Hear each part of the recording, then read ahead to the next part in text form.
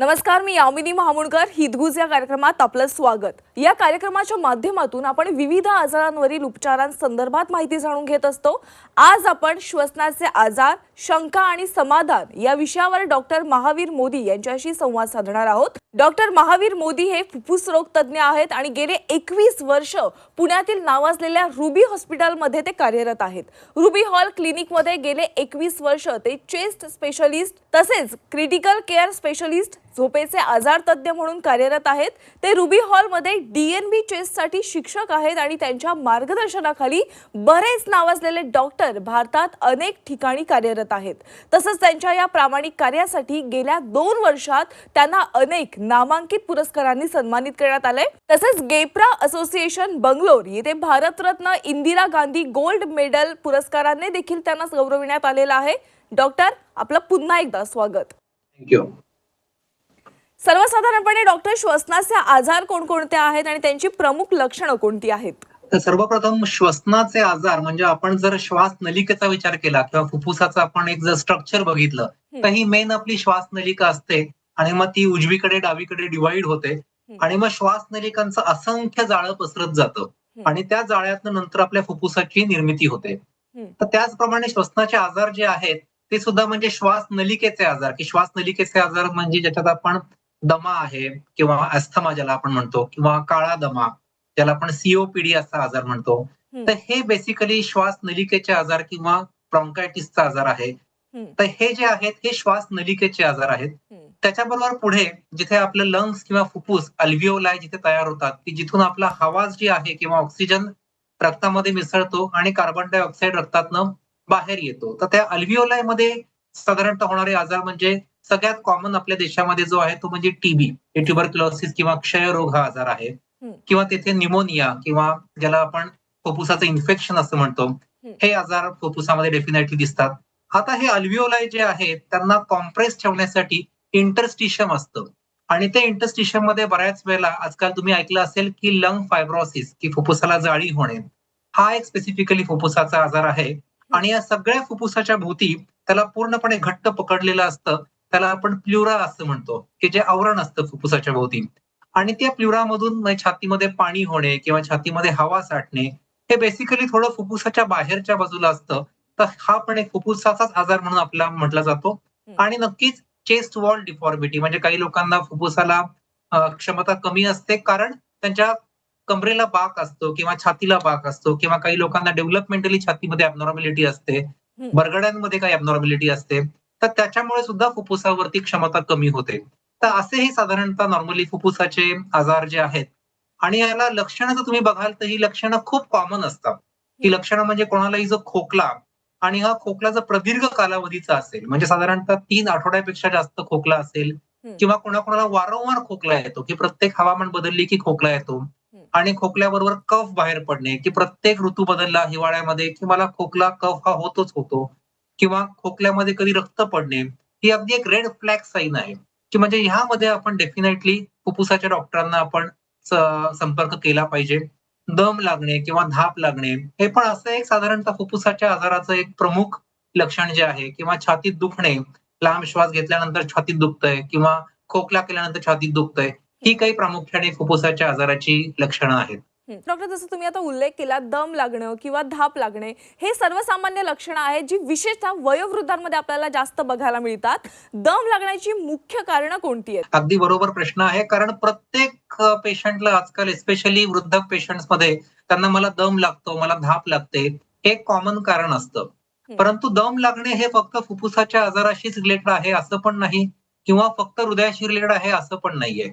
काही वेळेला अगदी हिमोग्लोबिन जरी तुमचं कमी असेल कारण तुमचा ऑक्सिजन शेवटी जो आहे तो हिमोग्लोबिन मार्फतच सगळ्या शरीरामध्ये पसरतो. तर हिमोग्लोबिन जरी कमी असेल तरी पण दम लागू शकतो. फुफ्फुसाच्या आजारामध्ये म्हणजे दमा आहे, काळा दमा आहे, फुफ्फुसाचा फायब्रोसिस आहे किंवा फुफ्फुसाला पाणी झालं आहे आतमधून किंवा हृदयाच्या आजारांमध्ये समजा हृदयाचं पंपिंग कमी आहे किंवा कोणाला हार्टमध्ये ब्लॉकेजेस आहेत. तर या सगळ्या आजारांमध्ये बेसिकली आपल्याला दम लागणे हा एक प्रकार हा डेफिनेटली जाणून येतो आणि त्यामध्ये म्हणूनच तज्ञांकडे जाऊन आपण की हा आपल्या फुफ्फुसामुळे आजार असू शकतो का हृदयामुळे असू शकतो का बाकी काही कारणांमुळे दम लागतोय, तर हे आपण डिफरन्शिएट करायला बऱ्याच काही चाचण्या करून मग आपण एका निष्कर्षाला त्यामध्ये की दमचं नक्की कारण काय आहे ते आपल्याला समजू शकतं. तर डॉक्टर, आणखीन एक मुद्दा समोर आलेला आहे की अलीकडच्या दिवसांमध्ये विशेषतः कोविड नंतर श्वसनाच्या आजारांमध्ये वाढ होताना दिसतीये आणि आपल्या सभोवताच्या कित्येकांना आपण खोकताना बघतोय. यामागील संभाव्य कारणं कोणती असावीत? 2 कारणं मला वाटतात. एक तर की we all have become very conscious की म्हणजे फुफ्फुसाचे आजार कोविड नंतर प्रत्येकाला दम लागला, खोकला झाला, की ते टोकाचा विचार करतात. That may be one of the reason. हम्म. पण दुसरं एक जे महत्वाचं कारण याच्यामध्ये आहे, ते म्हणजे की सध्या सुद्धा काही पेपर असे पण पब्लिश झालेले आहेत, की एस्पेशली पोस्ट कोविडमध्ये हा. एक साधारण 27% रुग्णांमध्ये साधारणतः हा दमा, काळा दमा, ब्रॉन्किएक्टेसिस म्हणजे फुफ्फुसाला आतून श्वासनलिकेला थोडंसं वेडीवाकडे किंवा पीळ पडणे, ह्या काही गोष्टींचं प्रमाण जे आहे पोस्ट कोविड नंतर आपल्याला डेफिनेटली दिसून येतंय. त्याला आतापर्यंत ठोस उत्तर नव्हतं, परंतु सध्याचा जो लेटेस्ट रिसर्च आहे, त्यामध्ये मात्र ज्यांना कोविड होऊन गेला आहे, अशा हम्म. पेशंट्समध्ये श्वसनाचे आजार आपल्याला नक्कीच जास्त सापडतायत.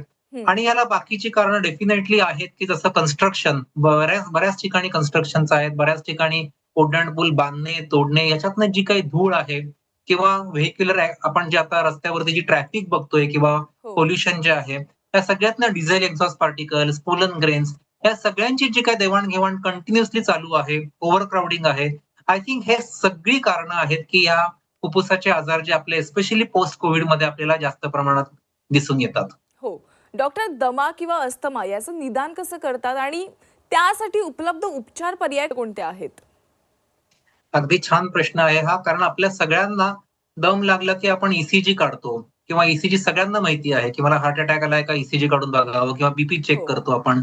पण बऱ्याच लोकांना या दम्याच्या आजारासाठी ज्याला आपण पीएफटी किंवा स्पायरोमेट्री, पल्मोनरी फंक्शन टेस्ट अशा प्रकारची एक तपासणी आहे, ती बऱ्याच लोकांना माहीत नाहीये. हम्म. तर ही स्पायरोमेट्री टेस्ट जी आहे, ही बऱ्याच छातीच्या डॉक्टरांकडे किंवा बऱ्याच डायग्नोस्टिक सेंटर्समध्ये, इव्हन सरकारी दवाखान्यांमध्ये सुद्धा उपलब्ध असते. ही हम्म. तपासणी अत्यंत सिंपल प्रकारे केली जाते आणि याच्यामध्ये पेशंटला एक कम्प्युटराइज टेस्ट असते आणि लांब श्वास घ्यायचा आहे आणि लांब श्वास सोडायचा आहे.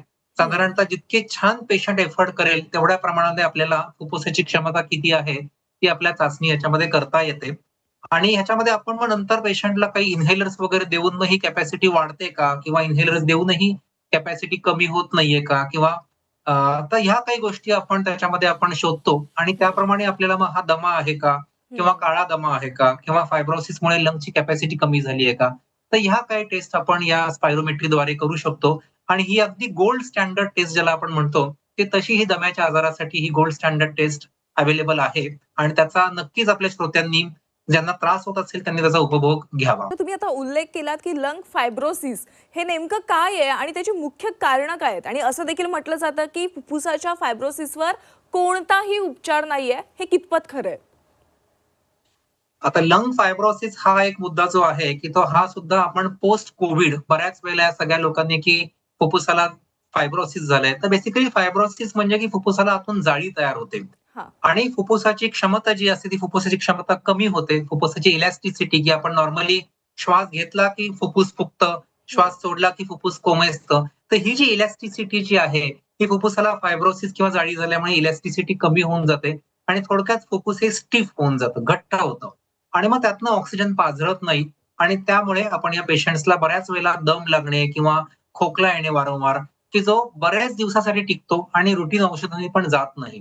तर अशा पेशंट्समध्ये आपण लंग फायब्रोसिस आहे असं आपण निदान करू शकतो.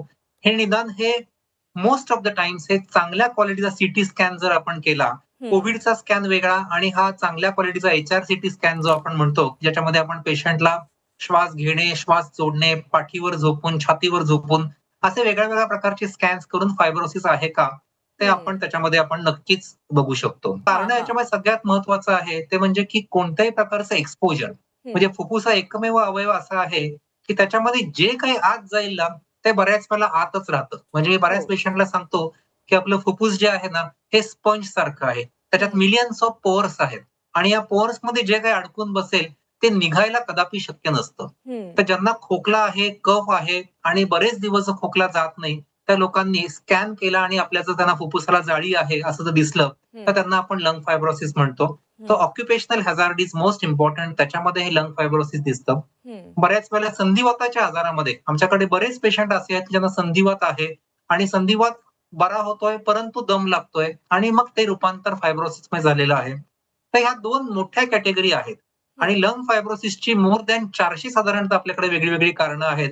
पण यातला एक साधारणतः विभाग आहे ज्याला आपण इडिओपॅथी, की जिथे आपलं नक्की कारण काय आहे, सगळ्या तपासण्या करून सुद्धा जेव्हा काहीच कारण समजत नाही, तेव्हा आपण त्याला इडिओपॅथिक फायब्रोसिस असं म्हणतो.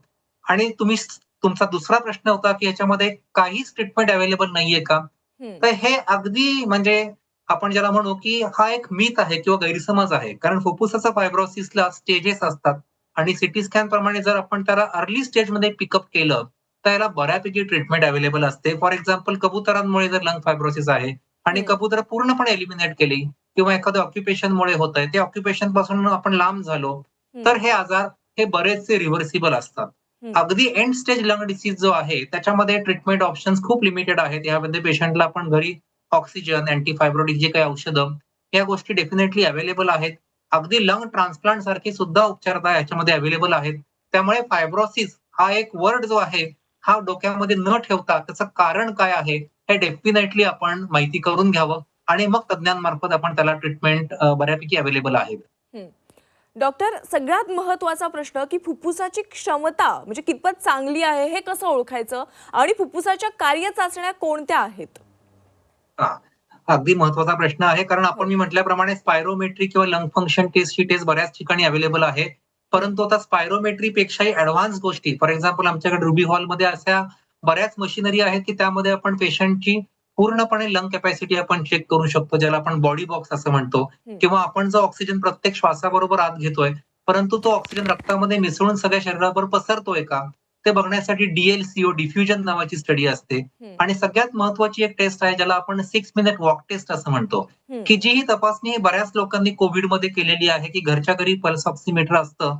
ते बोटामध्ये ठेवून चालल्यानंतर आपली ऑक्सिजन लेव्हल कमी होते का?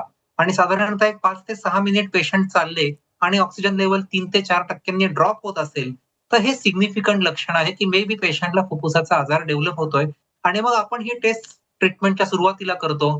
3 महिने ट्रीटमेंट घेतल्यानंतर हे डिस्टन्स पेशंटचं वाढलंय का? किंवा ऑक्सिजनची लेव्हल चालल्यानंतर पण आता कमी होत नाहीये का? तर ह्या गोष्टींनी तर ही 6 मिनिट वॉक टेस्ट ही एक खूप महत्त्वाची टेस्ट आहे. आणि तशीच आपल्याकडे इम्पल्स ऑसिलोमेट्री नावाची पण टेस्ट आहे, की ज्याच्यामध्ये लहान मुलं असतील त्यांना ही लंग फंक्शन टेस्ट करता येत नाही, की लांब श्वास घ्या, सोडा आणि 4 ते 6 सेकंदासाठी श्वास सोडत राहा. तर हे या पेशंटला जमत नाही. म्हणून साधारणतः नॉर्मल अगदी साधा श्वास जो आपण बसल्या जो श्वास घेतोय, तो श्वास सुद्धा मशीनमध्ये घेऊन आपण पेशंटची फुफ्फुसाची क्षमता आपण चेक करू शकतो. तर अशा प्रकारच्या पण काही टेस्ट अवेलेबल आहेत आणि याच्यामध्ये खूप प्रमाणामध्ये टेक्नॉलॉजी अगदी ॲडव्हान्स्ड आहेत.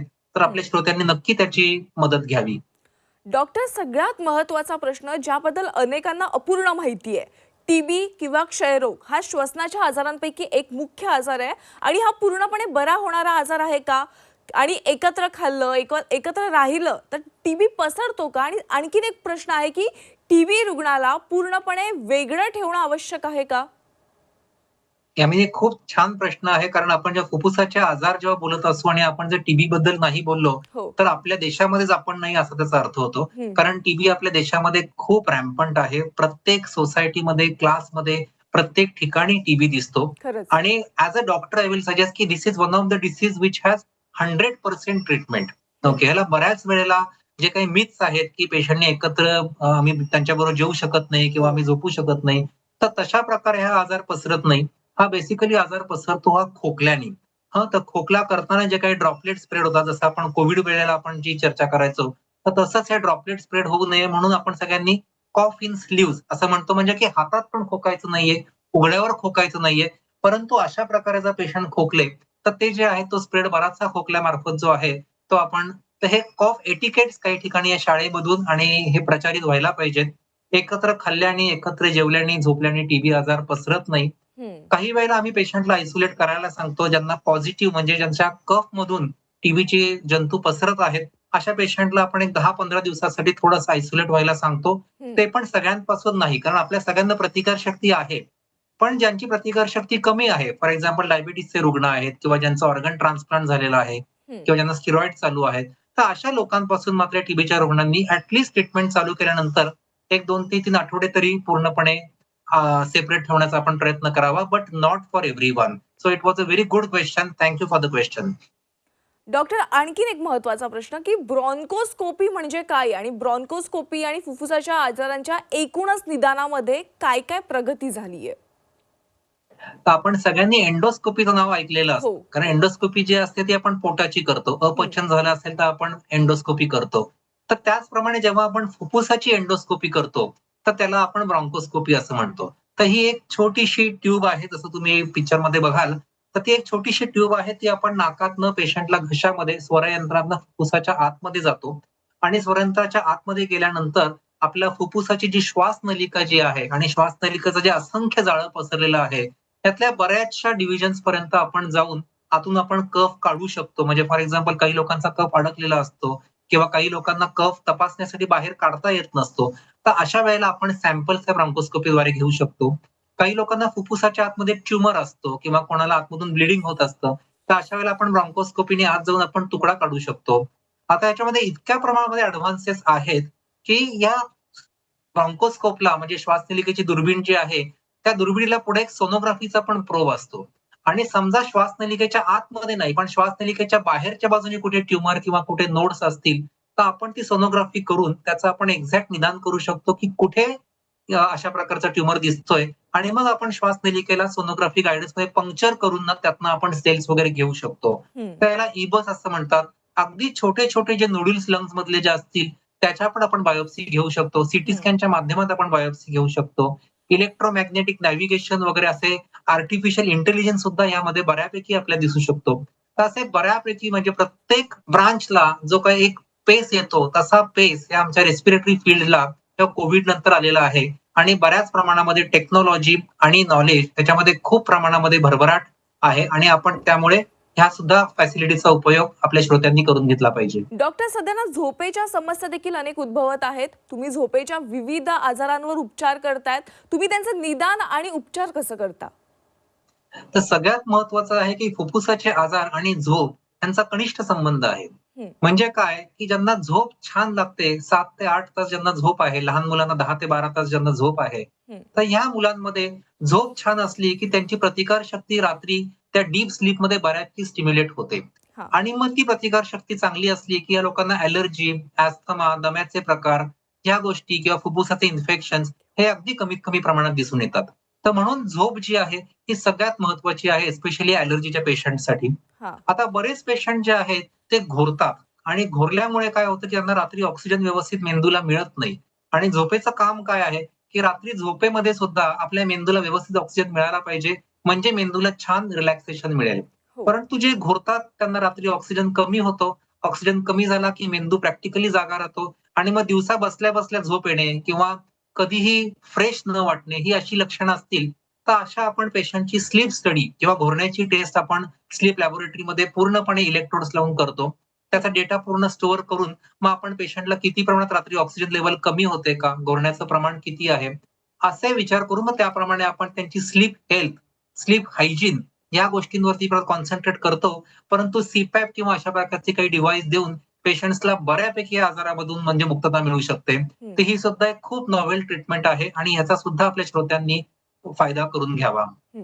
डॉक्टर, आतापर्यंत आपण अनेक श्वसन रोगांबद्दल चर्चा केली आहे, परंतु आपण ते कसं टाळू शकतो आणि आपण आपली फुफ्फुसं कशी निरोगी ठेवू शकतो याविषयी काय सांगाल? सगळ्यात महत्वाचा हा प्रश्न आहे, कारण आपण ज्याला म्हणतो होलिस्टिक अप्रोच किंवा हां. हेल्दी लाईफस्टाईल ही सगळ्यात महत्वाची आहे. हो. आजार झाल्यानंतर तर आपण डॉक्टरकडे जातोच, परंतु आजार होऊ नये म्हणून हं. सुद्धा आपण डॉक्टरांकडे गेलं पाहिजे. आणि फुफ्फुसाच्या आजारासाठी सगळ्यात महत्वाचं आहे ते म्हणजे की हे सगळे ॲलर्जीचे प्रकार आहेत. त्यामुळे ही धूळ जी आहे आणि घरातली धूळ जी आहे, ही 90% कारणीभूत असते. आमच्याकडे दम्याचे पेशंट येतात आणि म्हणतात, "मी बाहेर मास्क वापरतो, मी काहीच खात नाही." तर हे सगळं बरोबर आहे. परंतु सगळ्यात महत्वाचं घरातली धूळ जी आहे, चादरीमध्ये बेडशीट, सोफा, कार्पेट्स, पडदे याच्यामध्ये बारीक डस्ट असते. घरामध्ये झुरळ असतात. तर रात्री 2 वाजता बाहेर येतात, असे तुम्हाला दिसणार नाहीत. किंवा पावसाळ्यामध्ये भिंतीला ओल असते. त्या सगळ्या ओलमुळे, धूळमुळे जे काही डस्ट पार्टिकल्स असतात, ते आतमध्ये जाऊनच फुफ्फुसाला सगळ्यात महत्वाची म्हणजे इजा होते. तर हां. त्यापासून आपण काळजी घेतली पाहिजे. हं. झोपेचं मी तुम्हाला सांगितलंच आहे, की झोप खूप महत्वाची आहे. हं. आणि तिसरी महत्वाची बाब म्हणजे सूर्यप्रकाश. हो. तर स्वच्छ सूर्यप्रकाश हा खूप महत्वाची देणगी आहे आणि ती आपण सगळ्या दम्याच्या पेशंटसाठी वापरली पाहिजे. आपल्या रूम मध्ये सुद्धा बऱ्यापैकी प्रकाश आला पाहिजे. आपल्या चादरी बेडशीट जे आहेत ते उन्हामध्ये 15-15 दिवसांनी अंथरले पाहिजेत. तर ह्या काही गोष्टींनी आणि ऑफकोर्स सकस आहार, व्यायाम, प्राणायाम केल्याने जे काही इम्प्युरिटीज फुफ्फुसाच्या आतमध्ये आपण रोज श्वासाबरोबर जे आत गेलेले असतात, ते निघून जायला मदत होते. त्यामुळे या सगळ्या गोष्टींचं आहे, त्याचं जर आपण समीकरण जर केलं, तर झोप, अन्न, वस्त्र, निवारा या सगळ्या गोष्टी आपण जर तंतोतंत पाळल्या, तर फुफ्फुसाचे आजार जे आहेत ते डेफिनेटली टळू शकतात. तर डॉक्टर, एक शेवटचा प्रश्न. झी 24 तासच्या प्रेक्षकांना श्वसनाचे आजार रोखण्यासाठी उपलब्ध असलेल्या विविध लसींबद्दल सांगू शकाल का?